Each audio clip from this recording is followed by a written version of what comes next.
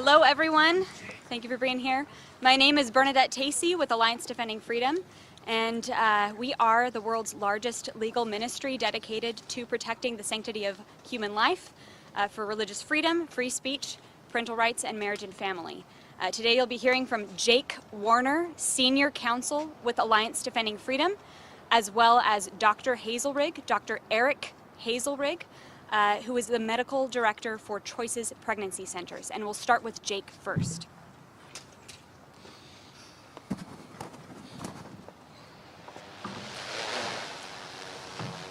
Last year, the U.S. Supreme Court allowed states to fully protect life again. This is welcome news for Arizonans who have a long history of protecting life. We codified our pre-Roe law over 100 years ago, reenacted it in 1977, and reaffirmed it just last year. All life is precious and valuable the moment it comes into existence. Life begins at conception. At just 6 weeks, an unborn baby's heart begins to beat. At 8 weeks, she has fingers and toes. And at 10 weeks, her unique fingerprints begin to form. Many states, like Arizona, are recognizing the humanity of unborn children and giving them a chance at life. But the abortion industry continues to push an extreme ideology on Arizonans and Americans across the country. Abortion businesses have a financial interest in performing elective abortions, not in providing information and options vital to the health of a woman and her child. They are doing everything they can to stop Arizona's life-affirming efforts. While abortion businesses, federal officials, and other states are pushing for policies that force taxpayers to fund elective abortions, remove conscience protections for healthcare professionals, allow abortions through all 9 months of pregnancy, and allow minors to obtain abortions without parental consent, Arizona's law affirms that life is a human right. I'm hopeful that the court will uphold this life-saving principle.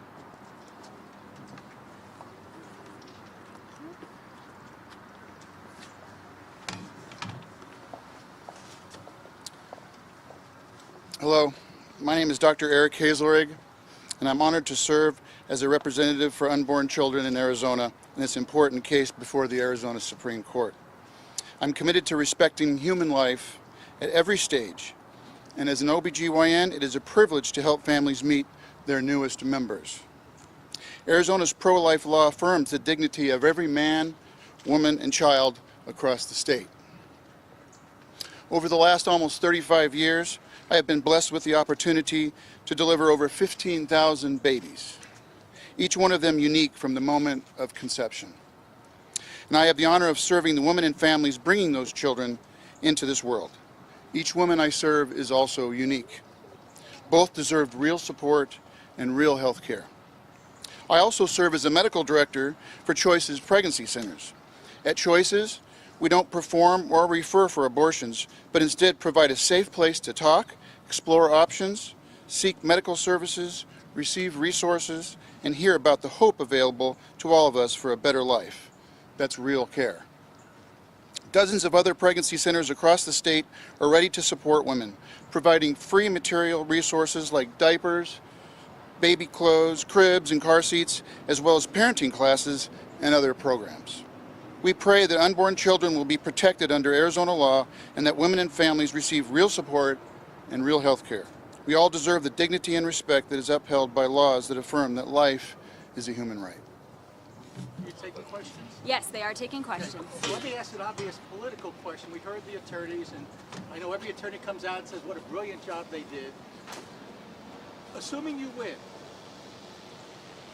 doesn't that put more pressure on voters to say if the alternative is 0 abortions or the ballot measure, doesn't that essentially put pressure on folks to say, given that choice, I will approve the measure in 2024? Whichever one you want wants to handle that one. Arizona has every right to fully protect unborn life, and for over 100 years, Arizona has affirmed that life is a human right. In 1977, Arizona reenacted its pre-Roe law, fully protecting unborn life from the moment of conception. Just last year, the Arizona legislature, the voice of the Arizona people, reaffirmed the original pro-life law. That tells us that the Arizona people want to affirm that life is a human right. Whatever may happen in a future legislature or through the ballot initiative, life should be protected. Life begins at the moment of conception, and Arizonans have every right to protect unborn life. So basically you're saying that because the legislature in whenever, approved Roe v. Wade, approved the 15-week law in 2022, you know what the governor said about that. You're saying it will have no effect on voters in November 2024?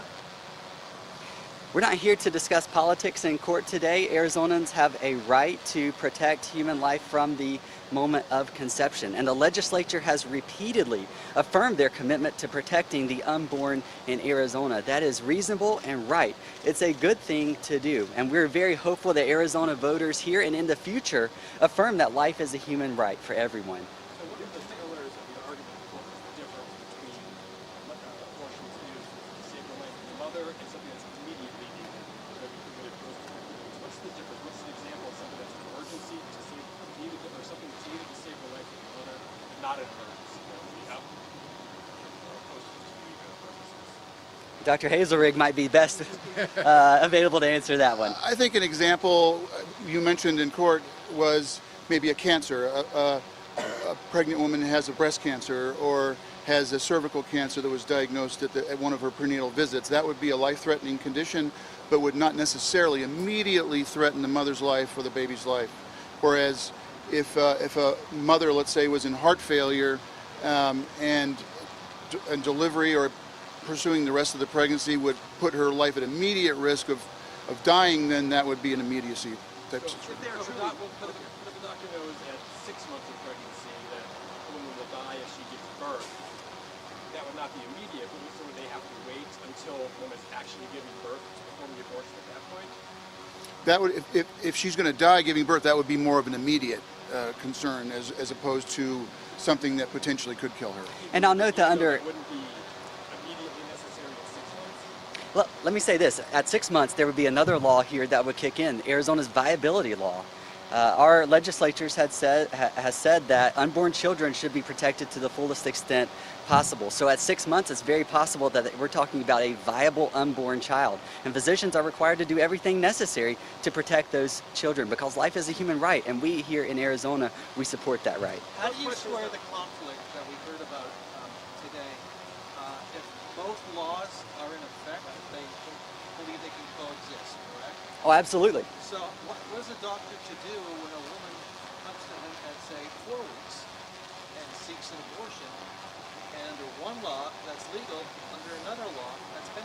Well, under one law, it's not regulated. It's regulated under the pre-Roe law. So when the doctor receives a woman in that condition, he just needs to make a good faith judgment about whether the termination is life-saving or not. If the termination is life-saving, then that termination is not punishable under Arizona So law. you're saying the 15-week ban really isn't in effect, because under the 15-week ban, the doctor can go ahead with that abortion. It's legal until 15 weeks, correct? Well, you have to look at the law in its entirety. We don't just hand-pick certain statutes to follow and others to not. The pre-Roe law fits together with the 15 weeks law. What about the Cape Cod situation in Texas? How would that apply here? The Cape Cod situation in Texas. There you're talking about different laws and different facts. Here we're dealing with a facial challenge, which means that we're dealing with how these laws logically fit together like a puzzle. And Arizona has fully expressed its commitment to protecting unborn life from the moment of conception. And we're very... What about the circumstances? What if we have a similar situation If- where even the judge says, she needs it, multiple doctors said she needed it, it's threatening her health. And to be clear, I don't know the entire facts of that case, but here in Arizona, if the termination is life-saving, it's fully allowed under Arizona law. And after 15 weeks, if it's life-saving and immediately necessary to either protect the woman's life or to prevent significant and irreversible bodily impairment, then that termination is allowed. That's how these laws fit together. But are you worried that so you're saying that the two laws do not conflict? Absolutely not. So those laws don't conflict each other. Are you worried that medical providers are going to be confused about the language of those laws? And how would you like to see that be message to them, I guess, communicated if those laws are on the books? Because to most people, that might seem like it might be conflicting. Yeah, well, the legislature has made its intent clear by the text that it has enacted. They have affirmed that life is a human right, so we would expect physicians to look not only at the 15 weeks law, but the pre-Roe law to see how these requirements fit together, and certainly clarity will hopefully come from the court, which is why we're here today. We want the Arizona Supreme Court to affirm that life is a human right and uphold the legislative intent to keep its pre-Roe law, protecting unborn life from the moment of conception. If both the life-saving choice and the immediate life-saving choice are different, then why would we not want to save the life of the mother, whether it's immediate or not immediate? Well, it's because of the growing interest of the state in protecting the unborn child. The viability line for unborn children has been going down and down for the past 50 years. So at 15 weeks, the state comes in and says, hey, at this level, we need to balance protecting the mother's interest as well as the unborn child. Arizona is trying to protect as much life as possible here, and it's found a reasonable solution. So why wouldn't the legislature just spell this out more clearly? And if they didn't have the votes to do so, could that really be their intent? Well, it's very clear. We can certainly debate the grammar of how the legislature conducted its law, but the text is very clear in what the legislature accomplished. If it were that clear, I don't think probably any of us would really be talking about it. Because I mean, other states like Mississippi, states where they've had trigger laws on the books, did make it very explicitly clear. But Arizona used its own text. There's nothing that requires Arizona to match Mississippi's text. We have used similar language over the past 50 years in nearly 10 different laws. So we just use the same text we've always used. But why would they leave it open to interpretation if they had the votes to make it clear? Again, that's the dispute of the case, and we believe the text is very clear in that it affirms that life is a human right and that nothing in the new laws repeal the pre-Roe law that fully protects human life. One of the last things the Chief Justice said to you is that it would be unusual to expect a physician to read through all of these to figure out the answer. Are you concerned about that word unusual? I don't think it's unusual at all. In fact, that's what physicians have to do right now. Title 36 is a catalog of different statutes, and physicians have to piece them all together to know what is required and what is not required. This is just saying, look, we have to look at all the laws, including the pre-Roe law. Are you concerned the Chief Justice thought it was unusual? No, I'm confident that the court understands that Arizona has been fully committed to protecting unborn life, and they've made every effort to do that over the past 50 years. Arizona history shows that abortion wasn't stopped because of the pre-Roe law. There were abortions going on, they just weren't as safe. Is that kind of what you'd like to see that return to? All human life is worthy of protection. So Arizona is well within its reason to affirm that life is a human right from the moment of conception, and we support Arizona's law here. Time for one more question. Just to follow up on Ray's question, pro-life would protect you. Aren't you worried that if the court sees things go away, that this would overcome back alley, black market abortions that are significantly less safe for women involved? Well, the answer is not to add injustice upon injustice. The Arizona legislature is very reasonable in wanting to protect as much life as possible. All human life has dignity. We're here to affirm that life is a human right. It begins at conception, and science over the past 50 years is increasingly proving that this is the right answer. We're very hopeful today that the Arizona Supreme Court will affirm that life is a human right for all, including some of the most vulnerable among us, unborn children. And we're very confident that the court will see the... Abortions occurred in Arizona prior to Roe. They just didn't occur legally, which gets to his point. Abortions will not stop. So are you essentially forcing folks out of the medical system away from qualified doctors? There's no reason for the state to support that activity. The state regulates all kinds of conduct, and they always want to ensure and protect life to the greatest extent it can. Whether that happens in fact, we certainly hope it does. But the state is well within its reason to affirm that life is a human right. All right, thank you everybody. If you have any other questions, please come and talk with me. If you need a name spelling or if you need anything else, please come and see me afterwards. Thank you so much. Good job, guys. Great job. Thank you.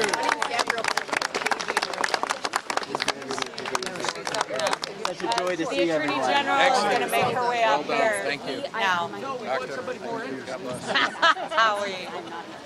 Hi, but I how can do are my you? best. Yes. Here, I can make that a little straighter. Hey, Ashley. Do you want mine moving? All right, moving. Thank you.